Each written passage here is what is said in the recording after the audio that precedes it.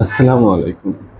গতকাল জাতিসংঘের স্থায়ী আবাসিক প্রতিনিধি গয়েন লু বিএনপির সাথে একটি মিটিং করেছেন এবং সেই মিটিংয়ে তিনি স্পষ্টভাবে জানিয়ে দিয়েছেন জাতিসংঘ বা তারা চান যে বাংলাদেশে একটি অংশগ্রহণমূলক নির্বাচন হোক।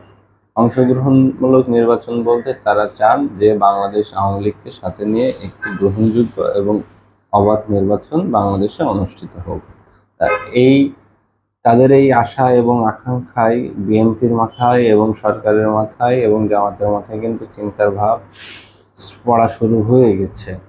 বিএনপি এবং জামাত যেটা চেয়েছিল আওয়ামী লীগকে বিহীন ফাঁকা মাঠে একটি গোল দিয়ে একটি নির্বাচনে তারা কেউ সরকার দল হবেন এবং কেউ বিরোধী দল হবেন, সেই আশায় কিন্তু তাদের বুড়ে বালি দিয়ে দিয়েছে জাতিসংঘ।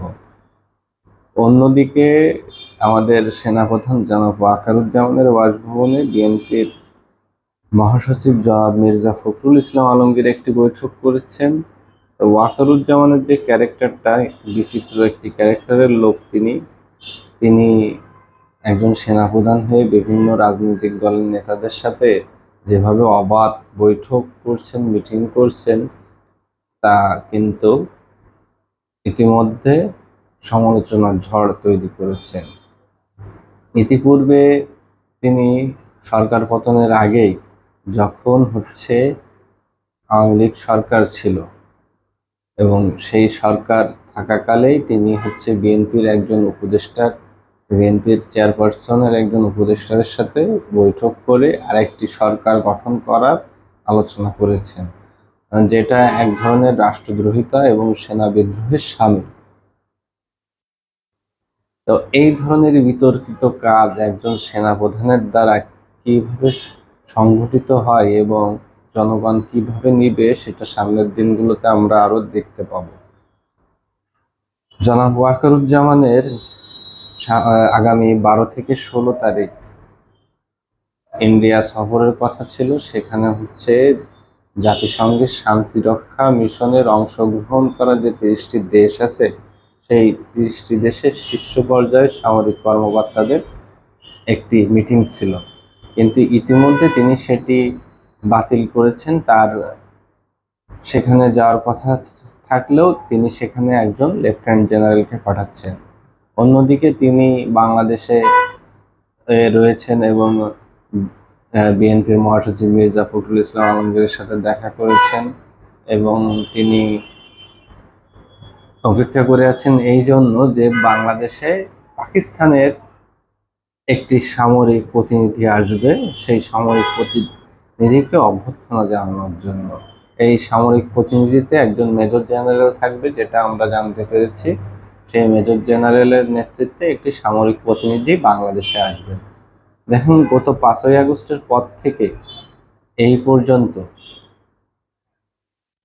নিম্নে আপনার 6-7 বার পাকিস্তানের সামরিক প্রতিনিধি বাংলাদেশ সফর করছেন বারংবার, এবং তারা বাংলাদেশের সীমান্ত এলাকায়, যেটা ভারত পরিবেষ্টিত সীমান্ত, সেই সব এলাকাতেও তারা পরিদর্শন করেছেন, যেটা বাংলাদেশের সার্বভৌমত্বের জন্য কিন্তু একটি হুমকি। ভারত এবং পাকিস্তানের যে উত্তেজনা চলছে, এর ভিতরে বাংলাদেশে বারবার পাকিস্তানের সামরিক প্রতিনিধি যদি ভিজিট করতে থাকে, সেটি কিন্তু ভারতকে একটি বিরূপ বার্তা দিয়ে থাকে। আমাদের যে সেনাপ্রধান আছেন, তার ভিতরে দেশপ্রেমের তো আমি কোনো বালাই দেখতে পাই না। যদি দেশপ্রেম তার ভিতরে ন্যূনতম ছিটেফোঁটা দেশপ্রেম তার ভিতরে থেকে থাকতো, তিনি আমাদের শত্রু দেশ বলবো আমি, পাকিস্তান তো আমাদের শত্রু দেশ ছিল এবং শত্রু দেশ আছে। তারা 1971 সালে আমাদের উপরে যে নির্যাতন নিপীড়ন চালিয়েছিল, সেটার ক্ষত কিন্তু আজও বাংলার বুকে রয়ে গেছে, এবং তাদেরকে পরাজিত করার মাধ্যমেই আমরা একটি স্বাধীন দেশ পেয়েছিলাম। আর এই স্বাধীন দেশ পেতে সহায়তা করেছিল আমাদেরকে আমাদের প্রতিবেশী রাষ্ট্র, বন্ধু রাষ্ট্র ভারত।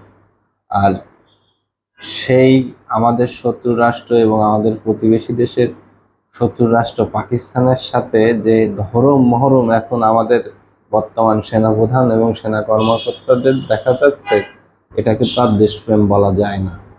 এবং এর ফলে বাংলাদেশ যে তার সার্বভৌমত্ব হুমকির মুখে ফেলছে বাংলাদেশ সামরিক বাহিনী, এটাও কিন্তু অনুমেয়। তো এই ছিল বিষয়টা।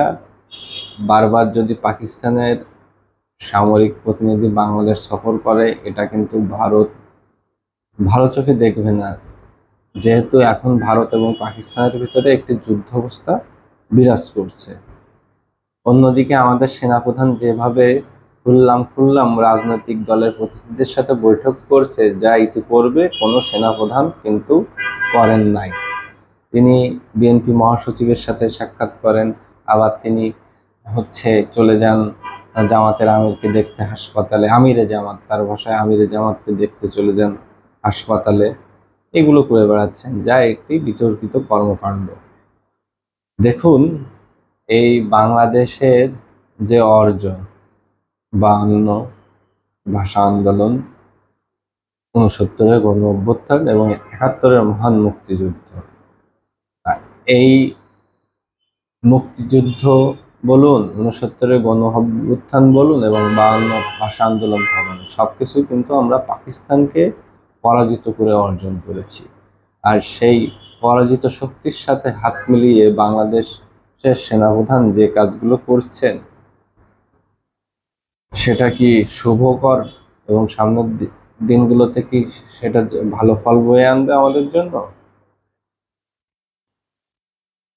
বাংলাদেশের 69-এর গণ অভ্যুত্থানের একজন নায়ক জনাব তোফায়েল আহমেদ, তিনি আজ গত 1 সপ্তাহ যাবৎ হাসপাতালে ভর্তি আছেন। আপনারা কি কেউ শুনেছেন যে বাংলাদেশের সেনাপ্রধান তাকে দেখতে গিয়েছেন? তিনি তাকে দেখতে যান নাই, তিনি কোনো মুক্তিযোদ্ধাকে দেখতে যান নাই, তিনি মুক্তিযুদ্ধের পক্ষের কোনো লোককে দেখতে হাসপাতালে গিয়েছেন, এমনটি কিন্তু হয় নাই। কিন্তু তিনি যান কাদের দেখতে? যে 71-এর সেই পরাজিত শক্তি, যাদেরকে আমরা 71-এ হারিয়ে দিয়েছিলাম, যারা আমাদের স্বাধীনতা চায় নাই, যারা বাংলাদেশ চায় নাই, সেই পক্ষের একটি দল, যারা 71-এ আমাদের মা বোনদের উপর নির্যাতন করেছেন, আমাদের উপর জুলুম করেছেন, সেই দলের নেতাকে দেখতে তিনি ছুটে গিয়েছেন হাসপাতালে। কিন্তু তার তোফায়েল আহমেদের মতো একজন বর্ষিয়ান রাজনীতিবিদকে দেখার সময় তার হয় নাই। তো যেসব কাজ জনাব ওয়াকারুজ্জামান করছেন, এর ফল মনে হয় না শুভকর হবে, এবং আমাদের দেশ ও জাতি তার এই কর্মফল হয়তো ভোগ করবে সামনের দিনগুলোতে। আল্লাহ তাকে শুভ বুদ্ধির দিক, এই আশা ব্যক্ত করছি। ধন্যবাদ, সবাই ভালো থাকবেন। জয় বাংলা, জয় বাংলা।